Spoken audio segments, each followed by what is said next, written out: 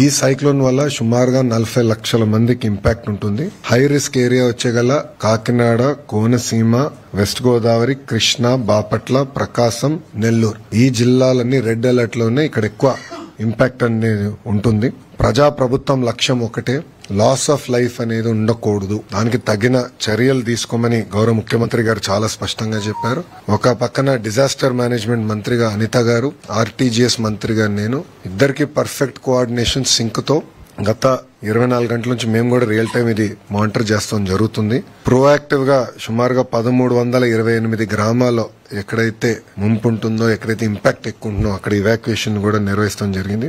3465 మంది pregnant women ని కూడా, అంటే రాబోయే 15 రోజుల్లో ఎవరైతే డెలివరీ చేస్తారో వాళ్ళని కూడా ప్రొయాక్టివ్ గా ఇవాక్యుయేట్ చేస్తాం జరిగింది. వాళ్ళకి కావాల్సిన పౌష్టికాహారం గాని అన్ని కూడా ప్రభుత్వం అందజేస్తాం జరుగుతుంది. ఇంతేకాకుండా 1906 టెంపరరీ షెల్టర్స్ కూడా ఏర్పాటు చేశాం. అక్కడ కావాల్సిన రిలీఫ్ మెటీరియల్స్ అన్ని కూడా ఇప్పటికీ పంపించాం.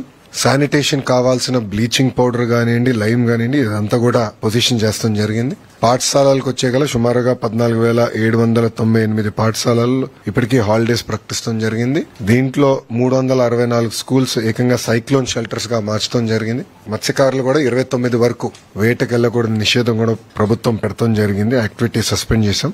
అన్ని చర్యలు తీసుకున్నాం. 11 ఎన్డీఆర్ఎఫ్ టీంలు, 12 ఎస్డీఆర్ఎఫ్ టీంలు కూడా ఏర్పాటు చేసాం. రిజర్వ్ టీమ్స్ కూడా ఉన్నాయి.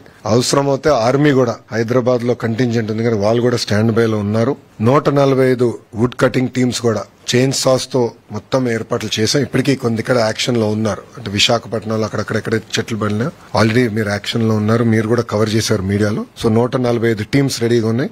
మెడికల్ అండ్ హెల్త్ కి సంబంధించి సుమారుగా 325 క్యాంప్స్ రెడీ చేసుకున్నాం. 876 ర్యాపిడ్ రెస్పాన్స్ టీమ్స్ కూడా ప్రభుత్వం రెడీ చేసింది.